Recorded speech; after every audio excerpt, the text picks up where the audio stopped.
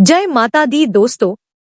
हर साल माघ महीने के कृष्ण पक्ष की चतुर्थी तिथि को सकट चौथ का व्रत रखा जाता है। इस दिन को तिल चौथ, तिलकुट चौथ, माघी चौथ व संकष्टी चतुर्थी के नाम से भी जानते हैं।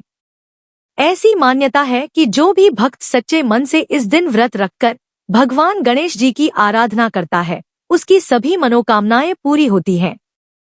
दोस्तों, सकट चौथ का व्रत संतान के लिए बहुत ही विशेष रूप से पुण्य फलदायी माना गया है। इस व्रत को करने से संतान के जीवन में आने वाली सभी परेशानियां दूर हो जाती हैं। संतान को सुख समृद्धि की प्राप्ति होती है और उसकी आयु भी लंबी होती है। इस व्रत के प्रभाव से निसंतान लोगों को भी संतान की प्राप्ति होती है। आपको बता दें कि सकट चौथ के व्रत में विघ्नहर्ता भगवान गणेश जी के साथ साथ चंद्रमा का भी पूजन किया जाता है। चंद्रमा के पूजन के बिना यह व्रत अधूरा माना जाता है, इसीलिए चांद को अर्घ्य देने के बाद इस व्रत का पारण किया जाता है। दोस्तों, सकट चौथ के दिन तिल का विशेष महत्व है। इस दिन तिल से गणपति बप्पा का पूजन और बप्पा को भोग लगाया जाता है। साथ ही इस दिन तिल का दान करना भी विशेष महत्व रखता है। चलिए जानते हैं, साल 2025 में सकट चौथ का व्रत कब रखा जाएगा।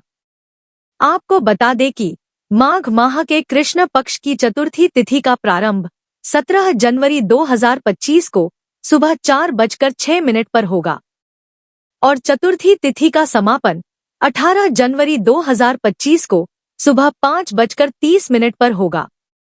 तो साल 2025 में सकट चौथ का व्रत 17 जनवरी 2025 दिन शुक्रवार को रखा जाएगा और इस दिन पूजा का शुभ मुहूर्त सुबह 7:15 से लेकर सुबह 11:12 तक रहेगा और इस दिन राहु काल का समय सुबह 11:12 से लेकर दोपहर 12:31 तक रहेगा। इसलिए आप राहु काल के समय पूजा से संबंधित कोई कार्य ना करें, क्योंकि राहु काल अशुभ समय होता है। और इस दिन चंद्रोदय का समय रात में 9:09 पर रहेगा।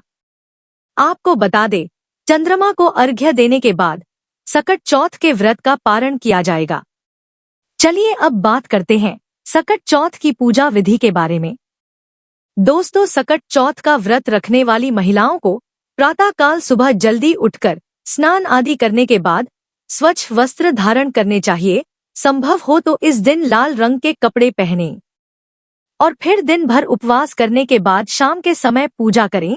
दोस्तों, कहीं कहीं इस दिन सुबह पूजा की जाती है, किसी के यहाँ दोपहर में और कहीं कहीं शाम को पूजा का विधान है। तो जैसे आपकी परिवार की परंपरा हो, आप उस समय सकट चौथ की पूजा करें। सबसे पहले हाथ में जल, अक्षत, फूल लेकर व्रत का संकल्प लें और गणेश जी का विधिवत पूजन करें। इस दिन पूजा स्थल को गंगाजल छिड़क कर शुद्ध करें और लकड़ी की चौकी या पटाले उस पर पीले या लाल रंग का वस्त्र बिछाएं। फिर गणेश जी और सकट माता की मूर्ति या फोटो स्थापित करें। इसके बाद तांबे के कलश में जल भरकर रखें।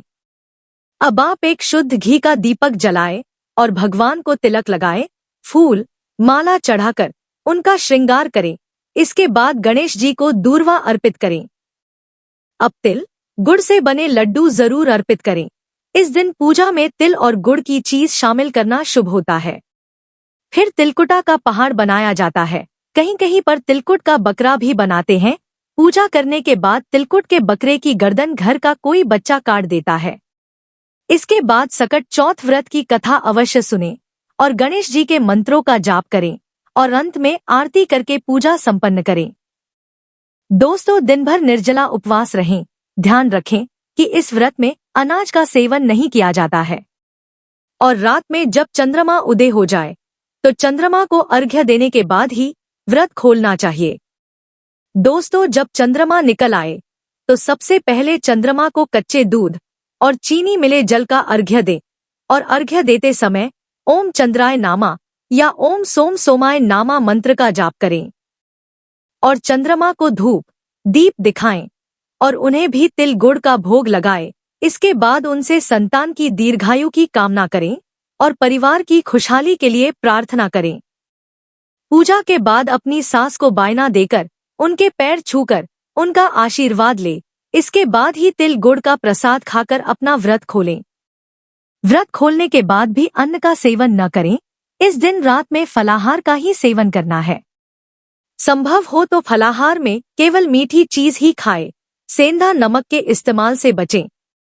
दोस्तों, प्रसाद खाने के बाद इस दिन दूध और शकरकंद खाकर व्रत खोलना शुभ माना जाता है। चलिए जानते हैं कि 2025 में सकट चौथ का नया व्रत शुरू कर सकते हैं या नहीं। तो आपको बता दूं कि आप इस साल सकट चौथ, तिलकुटा चौथ, तिल चौथ या संकष्टी चतुर्थी का नया व्रत शुरू कर सकते हैं।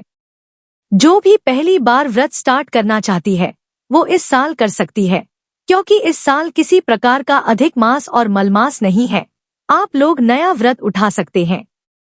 या किसी कारणवश अगर व्रत छूट गया है तो इस साल आप दोबारा से व्रत कर सकते हैं, क्योंकि यह व्रत संतान के दीर्घायु के लिए किया जाता है। इसलिए गणेश जी का यह व्रत जरूर कीजिएगा।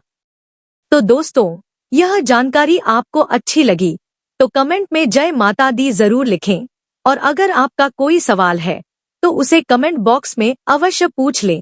और इस वीडियो को लाइक करें, शेयर करें और साथ ही साथ चैनल को सब्सक्राइब करें। धन्यवाद।